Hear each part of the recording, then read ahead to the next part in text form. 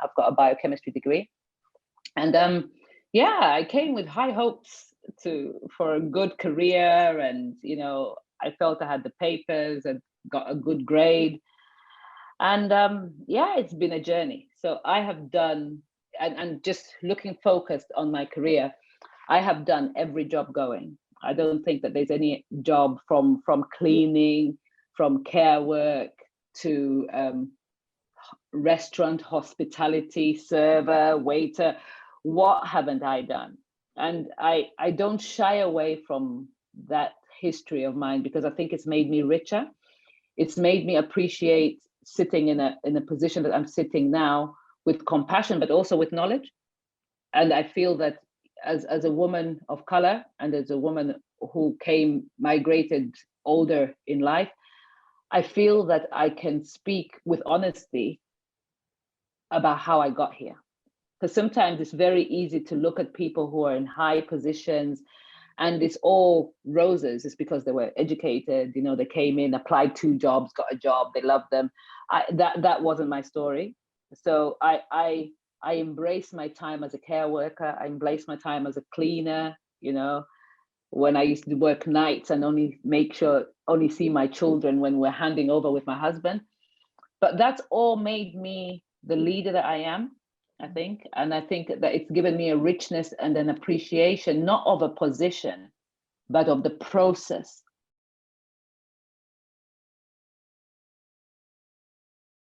Oh, this is so hard. The directors have been failing. I'm like, I'll do it. A Black woman never looks down at an opportunity for education. So I did that master's in a record time. And in one move, I moved from an AO to a grade 7. So I'm AO, and I moved not within the organization, because the problem with being in the same organization that I learned is there's familiarity, and people will never forget you to be an AO. So I moved. So I was a grade 7 in them. And that began my career. I think that must have been about 2010, 2012.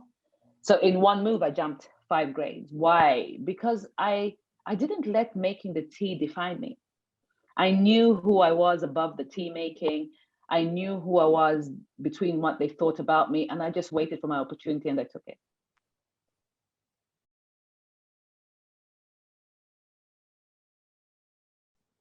None.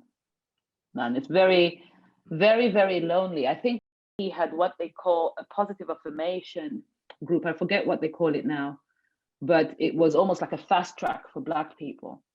And personally, it was there in name. And I quickly learned that it was a tick box exercise. And anybody who went through this positive affirmation never really got the chance to be embedded into mainstream leadership. And it was always like, oh, she got that fast track. She got it through the ethnic diversity, something, whatever it was called. So I quickly learned that wasn't the route I wanted to take, because whatever I did, the label of it just being given the role because I was a Black woman would never have left me, So in everything that I did, and even in my own personal life, I didn't have examples of women who had, not because they weren't there, but you've got a group of women. And I think at my time, there was no Facebook. Things were just coming in terms of LinkedIn. So there wasn't a pool of people I could look at and say, who's the Black example that I could follow? So it was almost like me and my faith, me and myself, I have to find a way forward, And no, I wish that there was. And I think that's why I always put myself forward to mentor young people, especially Black kids, and give them my story in order for them to see, stop looking at jobs now, look beyond of where you want to go, and don't judge yourself on a comma of your sentence in your life story.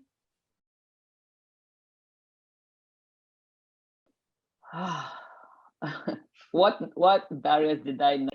Because I think that we're never as Black migrant, I can only talk about Black migrant women, and I think men as well, we're not given the chance to be who we truly are before the prejudice sets in. We're not given that chance. So people will say, but you've rose to this level. Yes, I did. And I think it's because once you see me on a CV, I always say, if you've seen me, then you're not going to refuse me. You know, you've seen God is my thought. So you've seen me. There's a door. If I'm meant to be in your organization, you see me. But I think that once you enter and the familiarity, suddenly people know that you're Leah, you're married, you've got 2 children, you've got this, you've got that. Suddenly that shine of what they saw on their CV goes, and their preconceived ideas of people who look and sound like me comes to the forefront. Don't stress yourself. If you feel that I'm not doing a great job, then you've got the power to bring in somebody who you think can. But don't stress me. Don't stress yourself. Don't stress yourself. But that's come with time, though. It's come with time with accepting that I belong in the space that I'm operating. So when you give me that role, I'm not going to apologize, not in terms of being as forceful as I can be, in my wisdom, in how I approach you, but I'm not going to go home and lose sleep because you refuse to trust my outputs and yet you're paying me. It's an oxymoron, you know, but we can part company. And I think most of us women, I think that in terms of barriers, we fail to get to that space of being comfortable in ourselves to be able to say, I belong here. I will speak to you with wisdom, with truth, holding back, because the way I would have told him is not the way that I told him. So I had to bring it back, you know, and couch it in a way that I knew, can we have a conversation? You know, and this is what I'm thinking. So those are the barriers. And the biggest barriers that Black people face is the preconception. You know, I walk into places in the mail rooms and automatically you want to speak, people look at your mouth because they've made an assumption that they won't be able to understand your accent. Why? Because you look like me, you know? I go into meetings, people will talk to my PA rather than talk to me. Those are preconceptions, you know, and it's a hard, another barrier is hard enough to be able to say, I am worthy if these are the things that keep coming to you. So as Black people and as women, we have to do the work before we get to work. And part of that is about giving ourselves a pep talk. I belong here. This is a position that's been given to me. I can do it. I'm as good as they come, because if they wasn't, they would have got somebody else.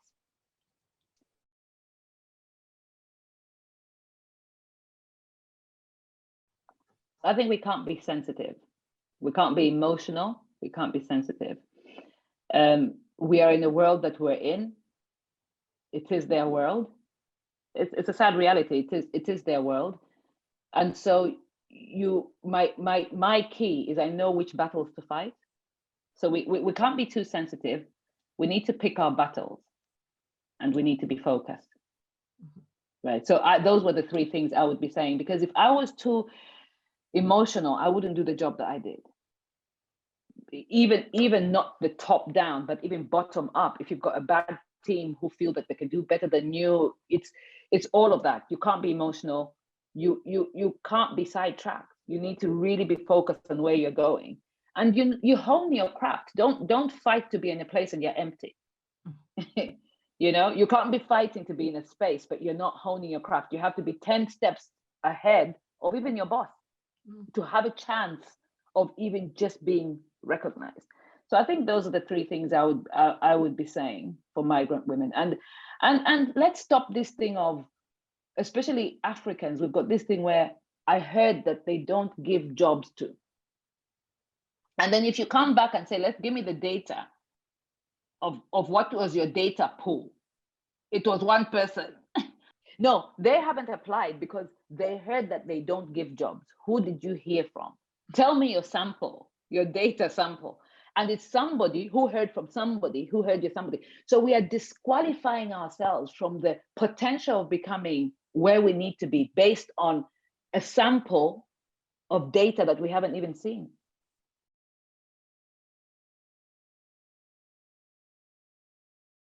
Every director has to link with somebody of color, right?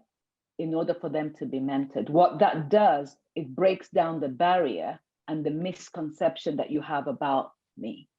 Mm-hmm. So when we meet, I'll tell you about my week, or I'll tell you about my month. I'll tell you about my challenges at home.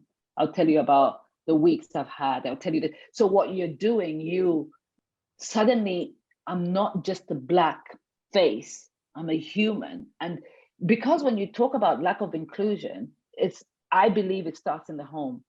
the prejudices, the culture, the language that you speak. If we can begin to walk, and we're saying this mentorship is going to take a year.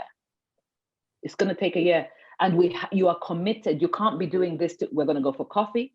This is as important as your objectives, right? And you'll be measured as a director by your objectives. And that's the only way you can be. Because once he's journeyed with you for a year, the next time he's on the panel, he associates you to me, and it breaks down the snotty child he saw on telly. It breaks down that fear that he had of migrants coming to take over. For me, when we begin to humanize Black faces, then we have a chance. All this let's do training, people will come and they'll tick those things. I don't agree with a lot of his stuff, but when he says we should scrub diversity, he's coming from a different way. I agree with him. It's sell by date. It's come with a sell by date. So if we can do bottom-up mentorship and we begin to deal with the human side, let's humanize the Black faces. Mm-hmm. We take away your prejudices. I went into the medical director's office only 2 months ago, and I'd been writing to him and he wouldn't respond. I've been writing him and he wouldn't respond. So I knocked on his door and I said, you know what? And he says, should you be here? And I'm thinking, just that question, it sounds very innocent. Should you be here?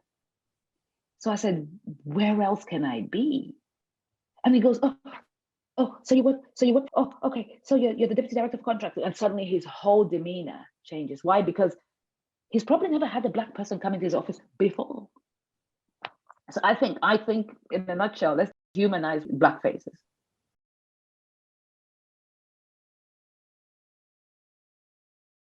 I think it works really well for white people. But like looking at my last point, right? Once you take a step back for Black people, you humanize us with these leaders, movers and shakers. Suddenly, when I say to him, oh, can you be my sponsor? It's okay, he can speak for me because he knows me.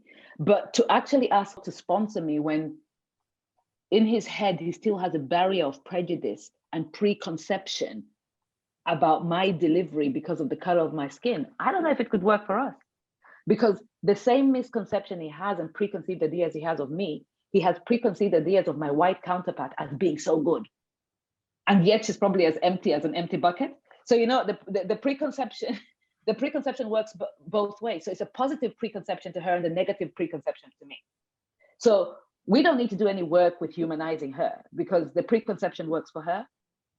The negative preconception doesn't work for me. So I need to take a step back and humanize me.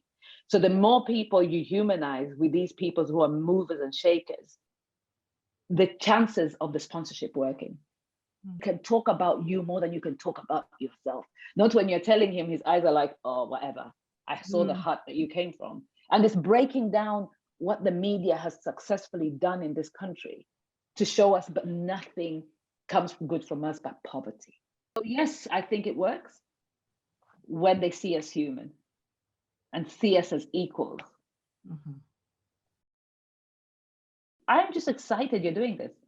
I was going to make time, whether I was busy or not. This is important to me because I know that your paper it will help people because these are the voices of people in leadership and true experiences. What have we got? There's no reason for us to lie. We've got here. Yeah.